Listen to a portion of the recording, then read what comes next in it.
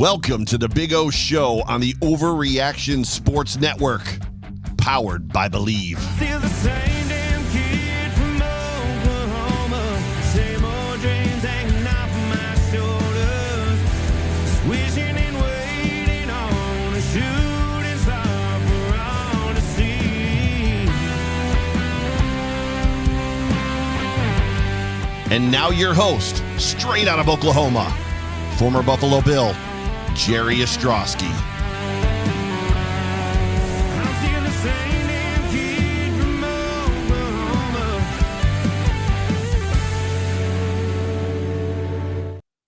Welcome everybody, as we are getting ready to start another Big O Show on a Thursday night. Well, actually, it's not Thursday night, it's Wednesday night, special edition, as we fill in for Spence and Joe on the Hump Day Hotline. But it is another edition of the Big O Show here on the Overreaction Buffalo Sports Network. I am the Big O, and I'm excited about the show today because obviously the stakes go up a little bit this week. And if you haven't been paying attention, tomorrow night at 8:15 Eastern, 7:15 Central Time, we play this team known as the Miami Dolphins. Buffalo Bills go into Hard Rock Stadium, -2.5 is the spread. 2.5 points, folks. Miami's getting that because it's Thursday night at home. You can basically call this game a toss-up, but excited about tomorrow night's game. Hey, if we're going to play one of these Thursday night games, let's do it early in the season. Obviously, we get the win against Arizona at home, our home opener this past Sunday. Yes, all football games are physical, but not an extremely physical football game. We do have some injuries to talk about. We'll get Dr. Brad Bowen in from Driven Physical Therapy here in a few moments to talk about those injuries, as he's broken some of those things down when we start talking about Taron Johnson and the likes, and give you his opinion on what's going on. But we'll talk to him. And then also about 8:20, 7:20, we'll bring in Sam Marcoux. And Sam does a podcast in Miami called Believe in Perfectville, because as you know, the Overreaction Buffalo Sports Network is powered by Believe. And if you're watching on Facebook Live or X, hop over to YouTube and get in the comments as always. If it's something that's good, something worthwhile, we'll get it up on the screen. But Sam will join me, and we'll talk a little bit about this game tomorrow night. And we'll probably have a little bit of fun. Maybe a few barbs will be thrown around, maybe a few jabs, I'm sure. But again, incredibly excited about tomorrow night. And I'm excited about you guys. We're up to 1.6 or 1.56. We're almost to, 1.59 on the subs, almost to 1.6. So if you're watching, you haven't subscribed, hit the subscribe button. And as always, hit that like button, and let's get those up there as well. Let's see if we can get a record number of likes for this show as we get ready to play the Dolphins tomorrow night down in Miami. Just a little background on this matchup as of late. The Buffalo Bills have won 13 of the last 15 meetings with the Miami Dolphins. The Bills have averaged 31.7 points against Miami since Sean McDermott's first year as the head coach of the Buffalo Bills. That, of course, in 2017. There's this guy, by the way, that kind of coincides with Sean McDermott when he took over. His name's Josh Allen. Josh Allen has been Player of the Week 5 times after playing Miami. He's 11-2 all-time against the Dolphins, and he has 41 total touchdowns versus the Dolphins over that span. Another little bit of a head-to-head statistics, so to speak, and I always like to find stuff on Twitter. I like to read it if it's good. This credit goes out to put Steve Tasker in the Hall of Fame. If you know him, let him know I'm talking about him. If you're watching, I appreciate you. But just a little comparison between Josh Allen and Tua Tagovailoa. And if you look at their head-to-head matchups in the last 7 games, completion percentage, Josh Allen, 68.4, Tua, 61.1. And you look at passing yards, and Josh Allen, 2,035, Tua, 1,454.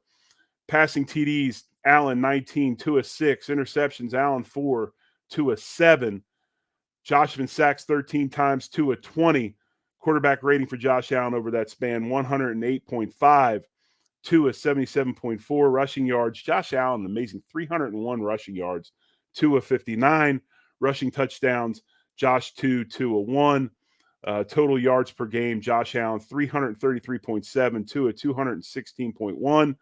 TDs per game, Josh Allen 3, Tua 1. Head-to-head wins, Allen 6, Tua 1. And then this is the only category that Tua is better than Josh Allen. He makes $53.1 million a year, where Josh Allen makes $43 million a year. So something I thought was interesting I wanted to get out on the show. Real quick, Miami comes off of a Jacksonville victory, a very un-Miami-like result. They had to kick a field goal in the last seconds of the game. Tua ran out the clock, went over 31 yards over the last little more than like 2 minutes and some seconds of the game. And Jason Sanders kicks the game-winning field goal. They win 17-14 at home in their home opener against Jacksonville. They've got some injuries that they are dealing with as well. Raheem Mostert has already been ruled out of this game with a chest injury. Devon A-Chain practiced today. Some people said earlier in the week he'd be a game-time decision. But he, to me, and I'll talk about this with Sam in a little bit, he, to me, is the guy or the catalyst of this Miami defense. I know that Tyreek gets all the headlines, whether it's on the field or off the field, but I think A-Chain is a guy that really makes him go. Didn't have an unbelievable game last week running the football. He had 24 yards on 10 carries, only 2.4 yards per carry.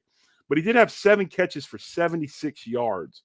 His ability to catch the ball out of the backfield really gets that Miami defense or Miami offense up and going, gives Tua that outlet if he can't find something elsewhere. It'll be interesting to see how he is with this ankle injury. Again, he did practice today. Some people said he'd be a game-time decision. We'll find out more tomorrow. Jalen Phillips, the defensive lineman who ruptured his Achilles tendon last season, was out for most of the season. He's on that list, as well as Jalen Ramsey. They were limited in practice. So we'll find out more about them. But if we look at this game, this Miami game last week, just to kind of give you a little bit of background of what's going on, Miami against Jacksonville, their first game of the season. Tua was 23 of 37 for 338 and a touchdown, 62.2 completion percentage. He did have a 101 quarterback rating. Miami rushed for only 81 yards on 25 carries. Tyreek had 7 catches for 130 yards and a touchdown after his altercation or situation with the police before the game even started. We'll talk about that a little bit with Sam. But then you look at A-Chain, 7 catches, 76 yards, 10 carries for 24. We talked about that. He did have a touchdown. Waddle, 5 catches for 109 yards. Miami did have 3 sacks in the game and 1 fumble recovery. And for all you people that want to know, Jordan Poyer did have 6 tackles in the game. He was second or third on the team in tackles in this Jacksonville game. So Poyer making his presence already in Miami, and I'm sure that he will be there again tomorrow night. But hey, let's bring a good friend into the show right now. And joining us from Driven Physical Therapy and Performance, my man, Dr. Brad Bowen. What's up, Brad? How you doing? I'm doing good, Jerry. How you been? I have been really good, man. I'm excited about this game tomorrow night. Anytime you get a marquee matchup like this early in the season, primetime spot. And if you look at that Bill schedule, a lot of games in the first quarter of the season, almost half of the season, are primetime games. But the problem with Thursday games, Brad, as you know, injuries happen on Sunday, less time to recoup. You lose 3 days almost to try to get guys back on the field. Obviously, the biggest one, Taron Johnson ruled out, our starting nickel back, an all-pro nickel back, nickel corner, really the emphasis of our defense. Some feel the key piece to this Buffalo Bills defense. Cam Lewis came in and filled admirably last week. But with that forearm, there's been a ton of speculation, Brad. Some people feel maybe it's a fracture, something else. You had a chance to look at the injury, look at the play. look at body positioning and things like that. Kind of give us your thought process on what this may be that Taron is dealing with. Yeah, I got a chance to look at a video that Kyle over with Banged Up Bills had done a slow-mo of. And in watching that, to my knowledge, he was wrapping his arm around the player to essentially either punch the ball out or make the tackle, and then wrap hit his forearm. Well, in doing so, it appeared to me that Johnson had his palm facing kind of up as he punched the ball, opening up the outside of his elbow. I think everyone saw that contact was made between the helmet and his forearm. The question then becomes, okay, what could possibly be implicated in a hit like that? At this point, they haven't come out and put him on IR. So to me, that would hopefully rule out fracture. At that point, you should kind of know what you're doing with a player. So that leaves about two other options: a soft tissue injury, which is what we would hope for. The other thing that runs through that area on the outside of the forearm with his palm facing up would be the radial nerve. With a positional player like that who needs to be able to use his hands, tackle, and wrap up, a radial nerve injury would be pretty tough. It'd be tough to not only give a prognosis on as far as when he'd be able to return, but it's also kind of tough to heal up. Everyone heals at different rates when it comes to a nerve injury, and concluding as far as how much it's going to affect him for how long is very difficult to do. It would change how he opens his hand. It can give you numbness, tingling, and loss of strength with the forearm as well. So all things that would make it very difficult for a player of his stature to come back with.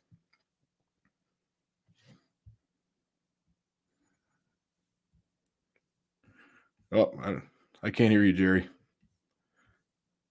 That's because Jerry had the mute button on. People know terms like stinger, right? So obviously a stinger is the brachial nerve gets pinched, that burning sensation down your arm. Is something like this, in which you talked about the radial nerve and stuff, is it kind of a similar situation? That nerve gets bruised and, kind of loses feeling, sensation, takes a while to get it back? Yeah, so a brachial plexus injury is most often like a traction or a stretch, an overstretched injury. In this case, it's more compression. So he got crushed, got a helmet into his forearm. The outcome ends up being the same. So if you damage that nerve, if you damage that tissue, you can't get signals to the muscles that nerve should be firing, and then it creates weakness and dysfunction. And that's what I believe he could be dealing with, just based on the team not placing him on IR. We haven't seen a surgery. Usually fractures are pretty easy. The teams come out and kind of say, all right, he broke his arm, he's going to be out X number of weeks. And we haven't been given a timeline. And even when McDermott came on and talked about the injury specifically, he had said that the timeline is tough to determine, I think is about what he said. Dr. Brad Bowen's with us from Driven Physical Therapy and Performance. And I got to ask you, Brad, kind of the same thing now. You talk about fractures are pretty easy or whatever. Josh Allen has the injury when he goes into the end zone, dives into the tunnel end for the touchdown, kind of lands with his elbow on his hand. Obviously, he's playing tomorrow night. I guess you could play through like a hairline fracture or something of that nature. Is this more along the lines you think maybe they call him something like a crush injury more than say maybe a fracture? I'd have to think if there was something there of a hairline, even a hairline, it would be much more painful than it seems. I mean, I'm not Josh Allen and ask him how his hand feels, and obviously they're trying to protect it, but it doesn't seem too major. He's a pretty tough guy. We've known that for a while now. And the way he landed on it, he kind of brought his elbow into his palm. Everything seemed pretty flat to the ground. So he wasn't in an awkward position. He certainly probably bruised it up pretty good, and may have some swelling throughout the palm and those muscle tissues and, again, nerves that affect the hand. We saw in practice that he had two fingers taped up together. He may have sprained those slightly, or they may just be protecting those muscles in the palm that might be irritated by the way he landed on it. And I would expect to see him wearing a glove, potentially have those two fingers taped up together again come Thursday night. And he may change how he's handing the ball off a little bit too. We saw that in the game on Sunday, that he may be handing it off on the right-hand side with both hands instead of just the left hand. And he made it work just fine. Any signs or giveaway when you start talking about buddy taping fingers?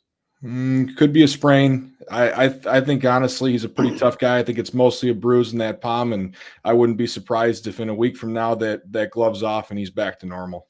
Dwayne Smoot, once again, on that injury list with the toe. I'd have to think that he's probably dealing with something like like a turf toe injury. I mean, obviously, the bigger you are, the more power and pressure off of that toe.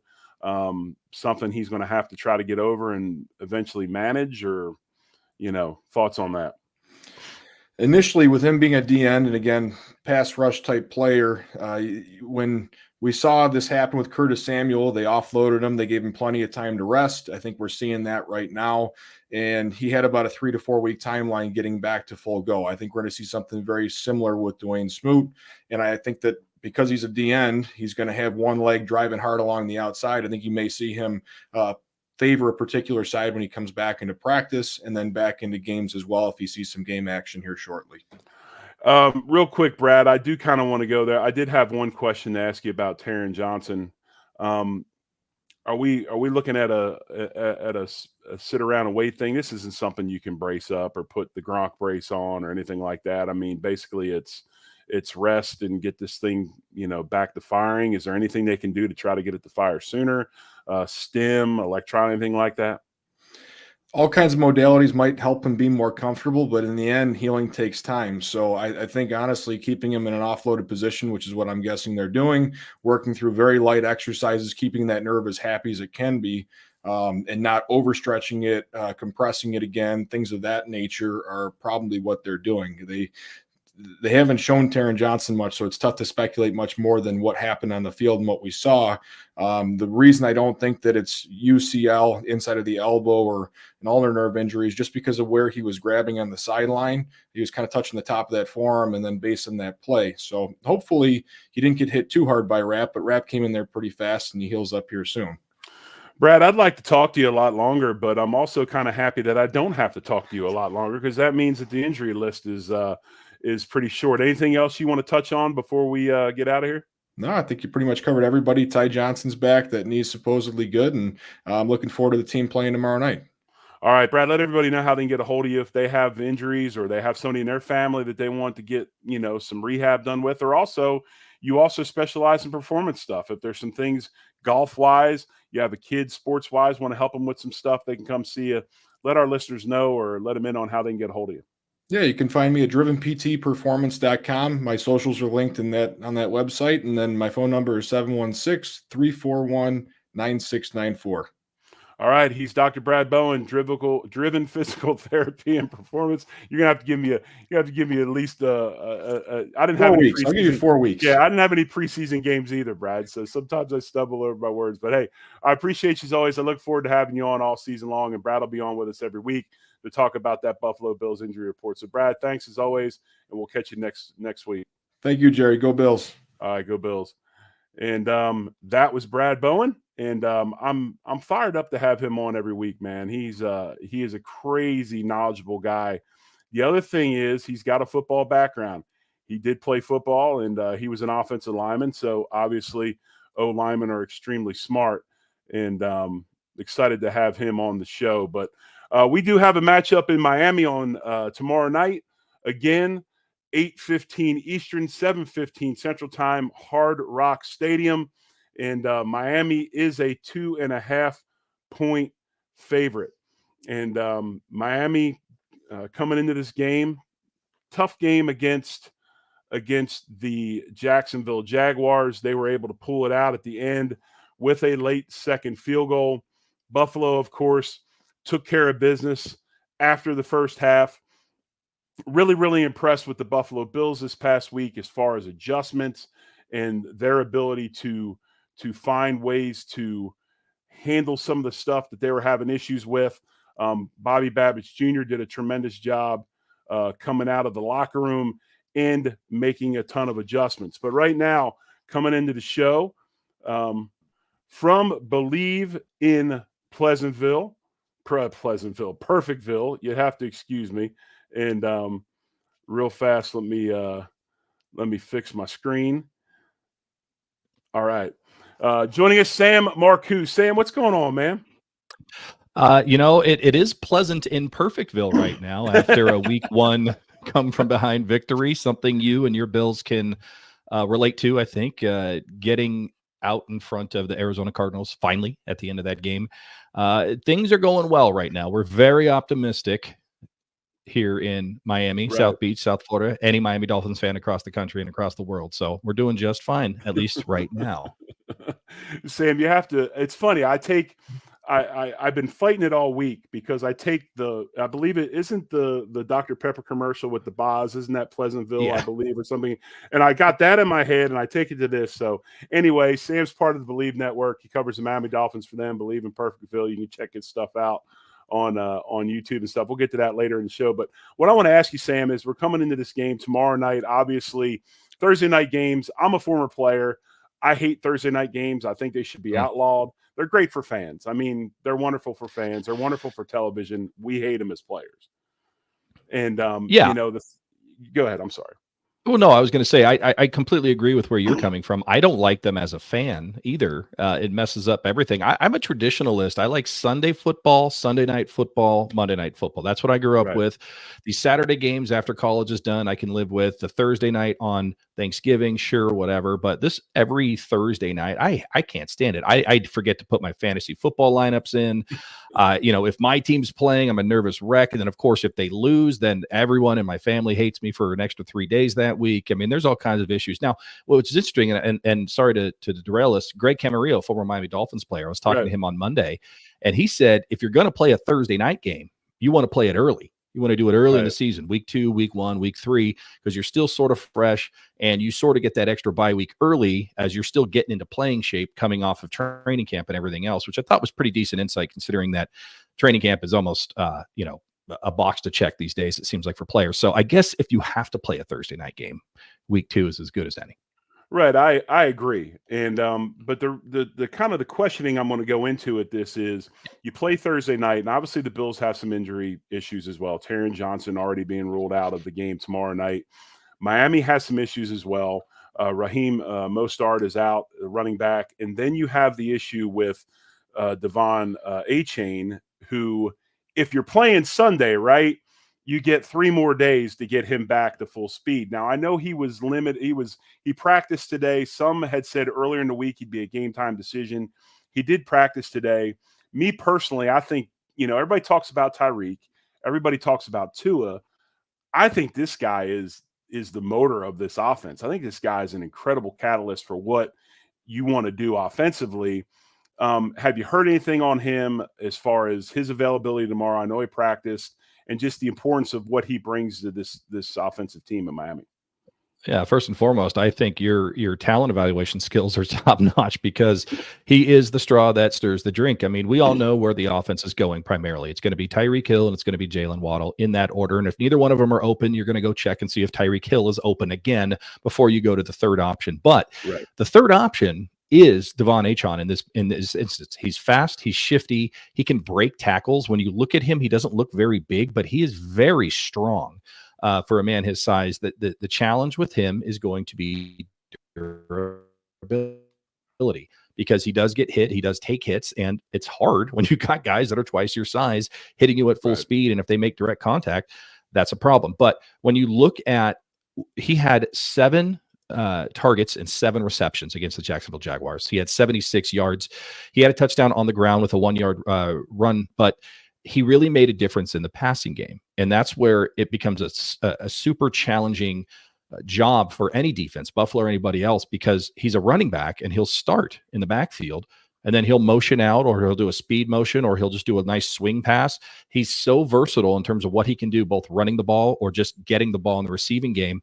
He's really hard to game plan against. And he is, when they're all playing together and he's healthy and he's on the field, he's a guy you have to account for. He's not just another player.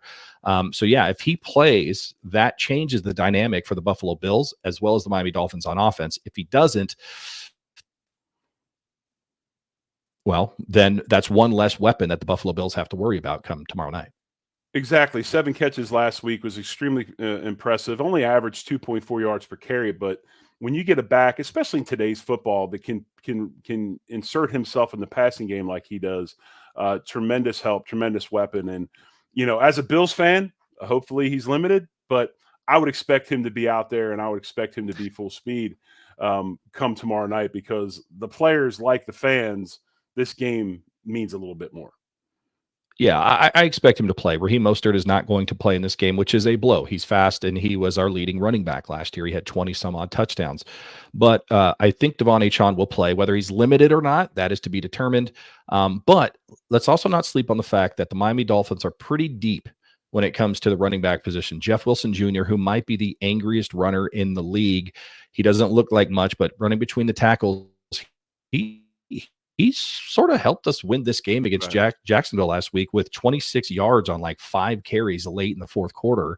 And then, of course, Jalen Wright, the talented rookie out of the SEC, University of Tennessee, averaged like 7.5 yards per carry in college last year. The Miami Dolphins are very high on him. He does seem to be the future at the running back position for the Miami Dolphins, along with Devon Achon. So he could be a go here on Thursday night, and he is quite literally like nothing we've seen from the running back position for the Miami Dolphins in a very long time. So don't sleep on him either if he is activated for this game.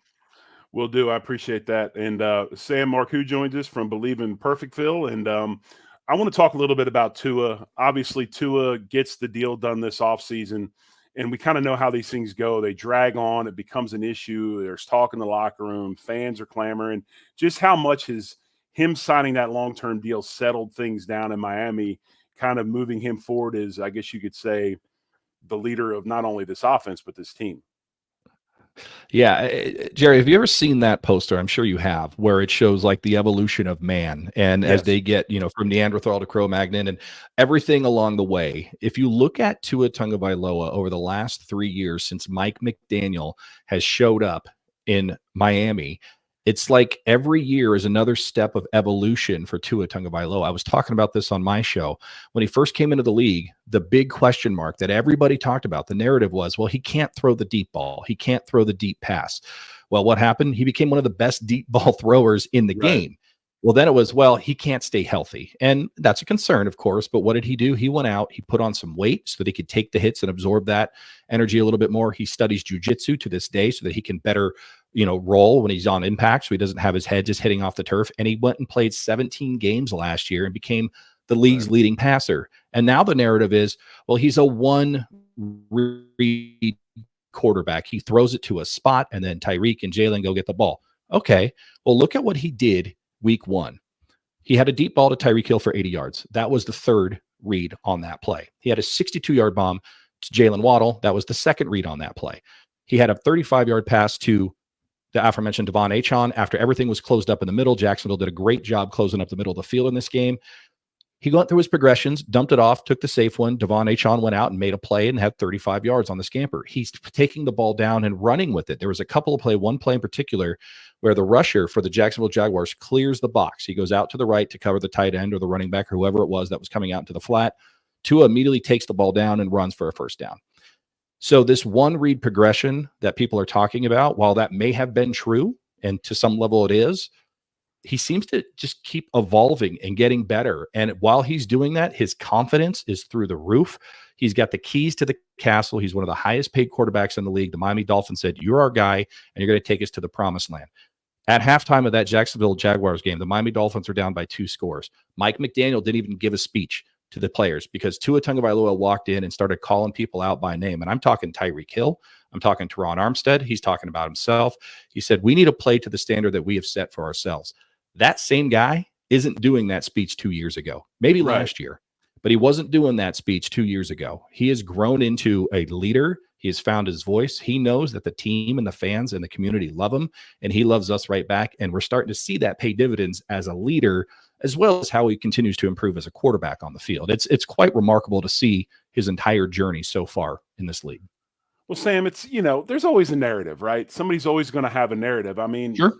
Tell me, the quarterback you need in your system is the perfect quarterback.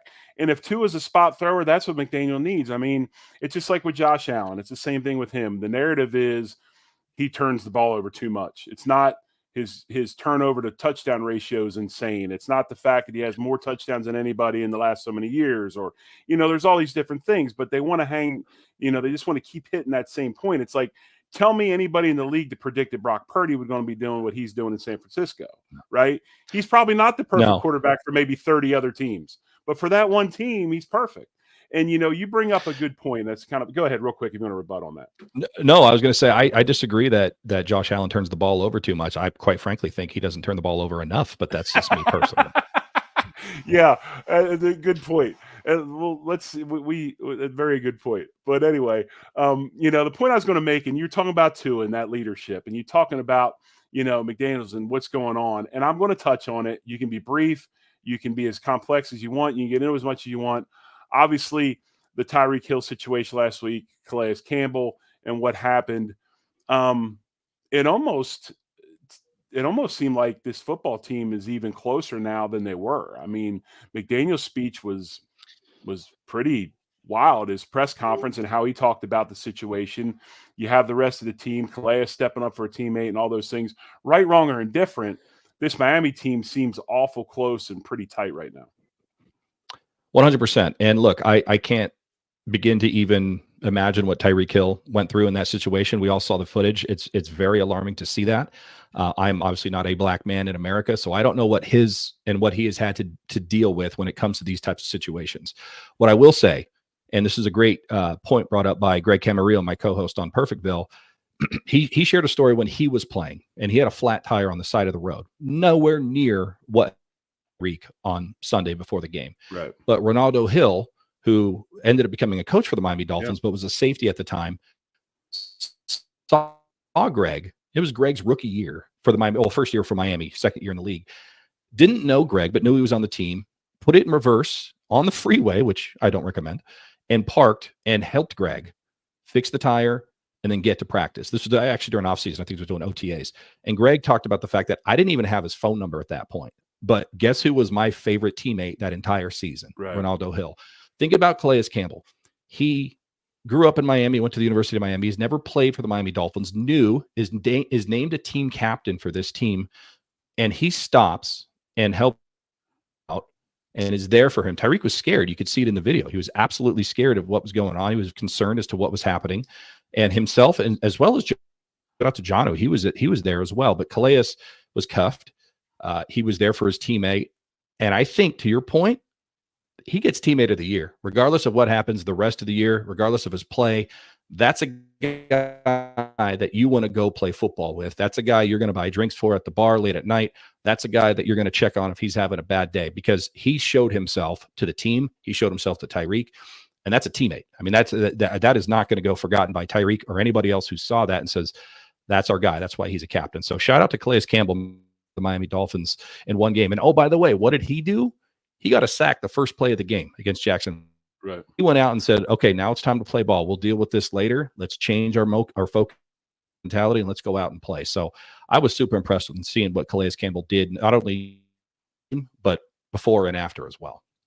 Sam, I want to stay with that defensive line. Obviously, Jalen Phillips has been, I don't want to say a Bills killer because the record doesn't show that, but he is definitely a guy that he's definitely a guy that has been very, very productive with big numbers against the Bills in the past. Obviously, coming off the Achilles injury, he's back on the injury report.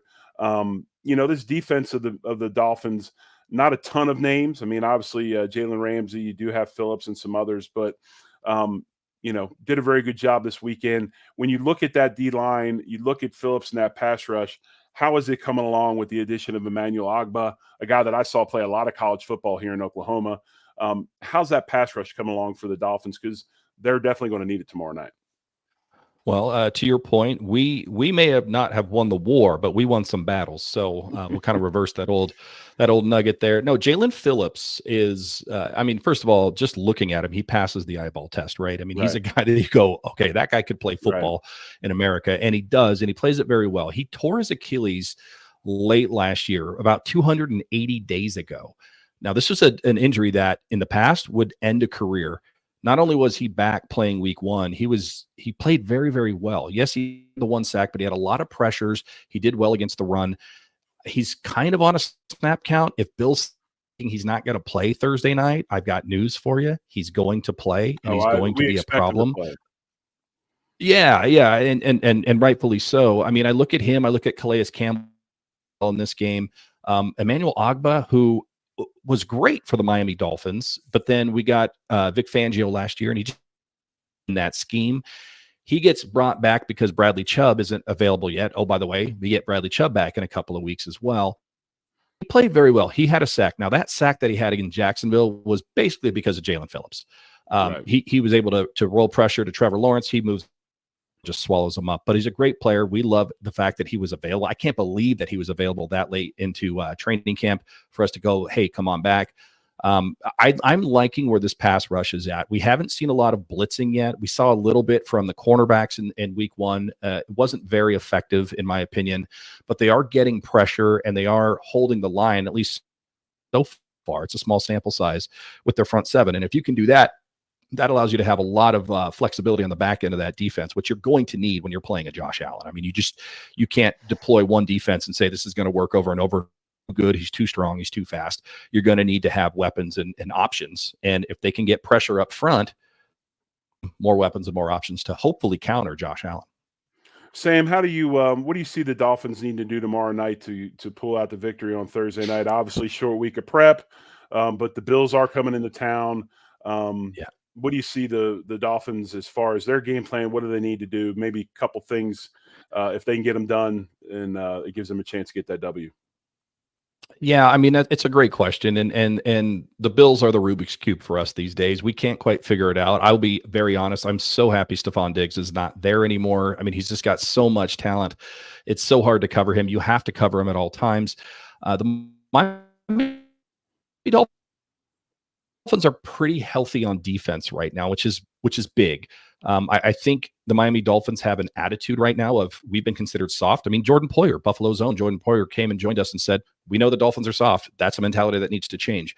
So if you look at the Miami Dolphins during preseason, you look at the Miami Dolphins during training camp, and you look at them during week one, there's a great play. It's been getting a lot of publicity, but it was 4th down. Travis Etienne takes the ball to the left.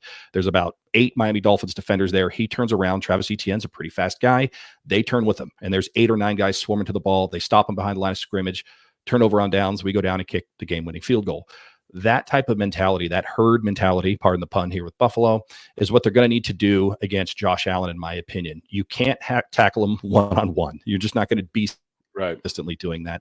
You got to get to the ball with multiple players, and you got to get him to the ground. You got to make sure you play through the whistle. I think that's going to be the big thing for the Miami Dolphins, is just not being intimidated by history. They have to let it go. And they have to come in and say, this is our house. This is our time. This is a really good time. It's going to be these 2 teams at the end of the year. At the Jets, it's not the Patriots. It's going to be the Bills and the Dolphins. And I think they're going to have to use their weapons. They're going to have to offense, Jalen Waddle, Devon Achane if he's there. We all know where the ball's going. Get the ball to those guys. And that's why they use all that pre-snap motion, those orbit, motions and the speed motions and the cheat motions and all these different motions that they have in pre-snap movement to try to confuse that defense so that they can get this much space and get the ball into the end zone. So they're going to have to utilize their weapons. Thing tricky. They don't have to have a 4th wide receiver, game plan. They got to get the ball to Tyreek. They got to get the ball to Jalen Waddle. Allen to create or think he can create. All due respect to Josh Allen, he's eaten our lunch since he's coming to the league, but he does turn the ball over. So if you can get him to turn the ball over, throw an interception, you have to capitalize. You can't just do a interception and give it back to Buffalo. You have to take advantage of every single one of the mistakes and put points on the board. As simple as that. Yep. Sam, I appreciate you spending time with us. Sam Marcoux, believe in Perfectville, covers the Miami Dolphins. Where can they check you out? I mean, we'd like to learn about our enemies every now and then. Where can they find you? Well, you can usually find me in front of the TV on Sundays, or in this case, Thursday. But you can check out perfectville.com. If you guys are fans of stand-up comedy, I am a touring stand-up comedian. I'm a little bit on hiatus until after the season, but the off season is going to come to all of us at some point. No later, I'll be back on the road. So you can check me out on Twitter at Perfectville Pod. I usually put my dates out on there, and we just have some fun. We're talking football. It's important, but it's not too serious. Yep. Sam, we appreciate you, man. It shows where I do both sides. Yeah, but anyways, thank you. Thank you very much. Yeah, we appreciate you. Hopefully we can connect back later this season and return the favor. We can talk about round 2 of this matchup. And good luck, man. I was Same to expecting you. a little. I knew you were a stand-up comedian, and I was expecting maybe a little bit more angst. But I appreciate that, Look, man. Thank you. Look, I have learned. I'm a slow learner. It took me a long time. I come on these shows, I talk some smack, and then all of a sudden we lose 38-5, and I'm like, well, that was. So I'm gonna wait until after we win, and then I'll just flood your Twitter timeline with a bunch of obnoxious shit. But sorry for That's the perfect. You can do that during the show. You can do that during the game. That's no problem at all, man. I appreciate it, Sam. Thank you very much. Thank you. All right, we'll see you later. Bye now. Sam Marcoux from Believe in Perfectville, Miami Dolphins podcast. You can check him out. And I appreciated him coming on and spending a little bit of time. Real quick, we ain't got much time left. But my keys to the game tomorrow night, Buffalo Bills running game has to be up and going, whether it's Cook, whether it's Davis, whether it's Johnson. Don't really care who it is. We need to get that running game going. We got to set up play action shots. That's going to get us a chance to get downfield and get this thing over the top. And I think that the Buffalo Bills are on to something with this run game. I think we'll see a little bit more complexity out of it tomorrow night. I like the way we match up against this Miami defensive line with Agba starting, without Chubb in, and with Phillips. We've got some size things that we can take advantage of. So we need to get the running game going and also set up play action. We need to limit explosive plays. Guys, it's going to happen. Tyreek's going to catch the ball. He's going to get chunks. Can we keep him out of the end zone? Can we keep those big explosive plays from happening, those momentum turners and those types of things? That's my second key to the game. And then also, and you heard Sam talk about it, people talk about Tua being a one read only guy. He is progressing and getting better, but we need to get him off a schedule. How do you get him off a schedule? We've got to get to him in the pass rush. Groot's got to continue to do what he's doing. Epinesa has to find a way to get some pressure. Hill has to find a way to get some pressure. Obviously, we had others. Von Miller showed up last week. Bobby Babbitt Jr. will dial up some blitzes and those types of things as well. But we got to figure out a way to get pressure on Tua, get him off the schedule, because when he's off the schedule and he's moving, he's not Josh Allen, folks. He's not Josh Allen at all. So he tends to make mistakes when he's on the move. But, hey, we appreciate Dr. Brad Bowen. I appreciate Sam Marcoux. This has been the Big O Show special edition. As they say on Wednesday night, hump that like and hump that subscribe button as we fill in for Hump Day Hotline. Joe and Spence couldn't make it. Spence is on his way to Miami for the game. And we'll replay this tomorrow night, a little encore presentation before kickoff at 8:15 Eastern, 7:15 Central. Again, folks, we're making a run to 2,000. We appreciate you. Thanks, as always, for joining in and coming in on the comments. Thanks, man. We really do. We're humbled by it, and we were really humbled that you would spend the time to watch what we put out there. And we look forward to bringing you more content than always. So good luck tomorrow night. Let's cheer on the Bills. Let's get a dub. And as always, folks, much love and go Bills.